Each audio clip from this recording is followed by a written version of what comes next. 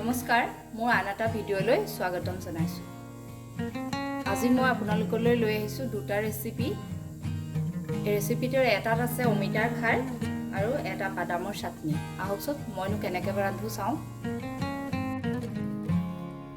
খাৰৰ ৰেচিপিৰ কাৰণে মই লৈছোঁ অমিতা, আলু, দুখিলা তেজপাত, দুটা জলকীয়া, 1 চামুচ নহৰু, আধা চামুচ আদা, আধা চামুচ জিৰা পাউডাৰ, এটা মিডিয়াম সাইজৰ পিঁয়াজ, আধা চামুচ নিমখ, 2 চামুচ ডাঙৰ চামুচেৰে কলখাৰ, 2 চামুচ মিঠাতেল।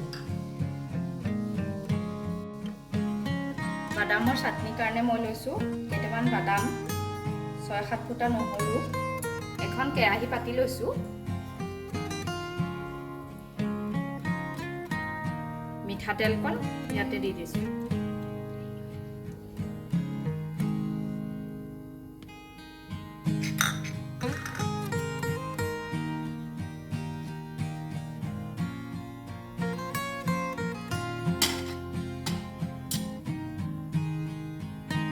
মই কাটি থোৱা পিঁয়াজ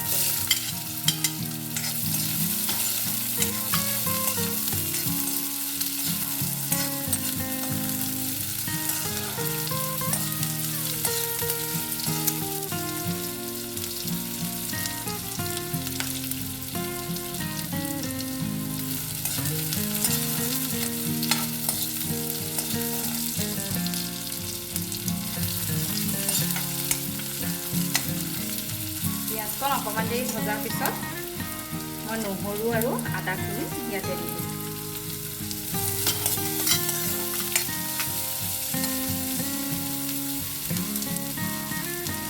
জলকীয়া, তেজপাতকেইটাও দিম।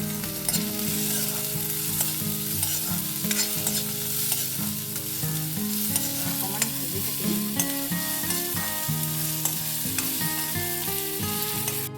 পিঁয়াজখিনি মোৰ ভাজ খাইছে, ইয়াতে মই অমিতাখিনি দিম।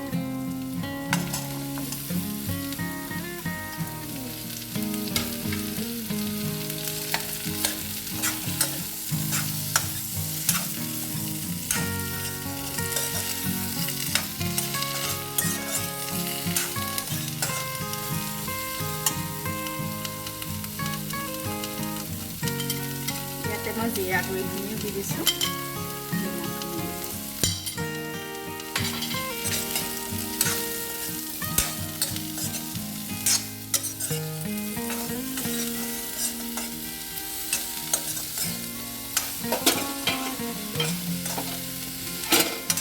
পাঁচ মিনিটমানৰ কাৰণে মই এতিয়া ঢাকি থ'ম।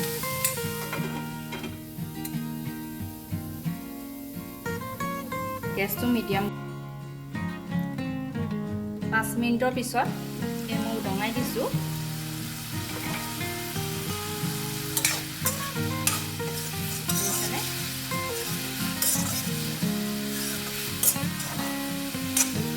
মই এতিয়া ইয়াতে খাৰ দুচামুচ দি দিম।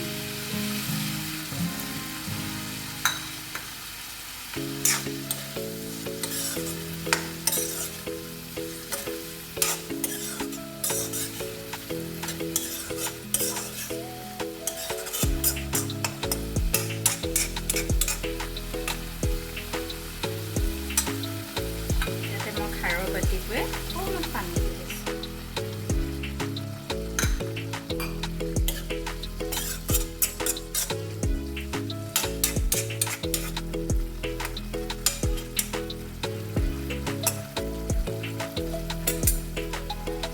গেছটো চিমত দি মই এতিয়া 10 মিনিটৰ কাৰণে ঢাকি থ'ম।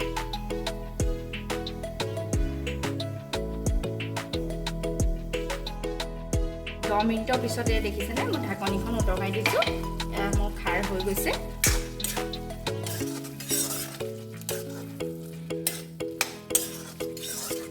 যিসকলে এতিয়া এই ৰেচিপিটো খোৱা নাই এবাৰ প্লিজ ট্ৰাই কৰি চাব।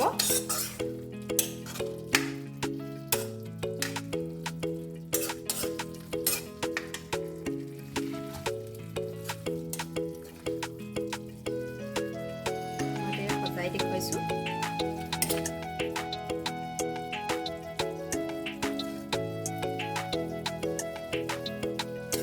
ইয়াত 1 চামুচমান কেঁচা মিঠাতেল ওপৰতে দি দিম।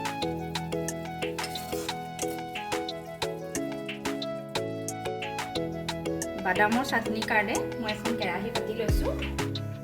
তাত মই অকণমান বাদামকেইটা ভাজি ল'ম, তেল নিদিয়াকৈ এনেই গৰম কৰিম।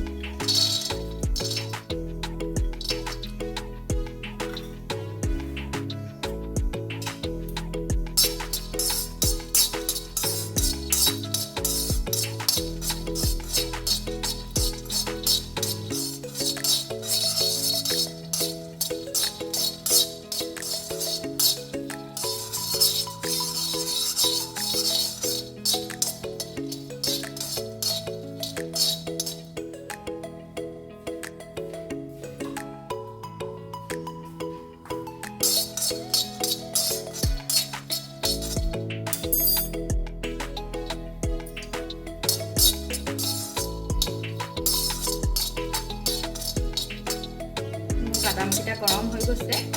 মই এতিয়া এটা মিক্সি বাউলত নহৰু, আদা, জলকীয়া, বাদাম আৰু অকণমান নিমখ দি এটা মিক্সিত মাৰি ল'ম। এতিয়া মই মিক্সি বাউলত দি দিছোঁ। খাৰৰ ৰেচিপি ৰেডি হৈ গৈছে, দেখিছেনে? ইমান ধুনীয়া হৈছে কালাৰটো। আৰু এইপিনে বাদামৰ চাটনিও ৰেডি হৈ গৈছে। যদি মোৰ ভিডিঅ'টো চাই ভাল পালে লাইক কৰিব, কমেণ্ট কৰিব, শ্বেয়াৰ কৰিব আৰু যিসকলে এতিয়াও ছাবস্ক্ৰাইব কৰা নাই মোৰ চেনেলটো ছাবস্ক্ৰাইব কৰি ল'ব।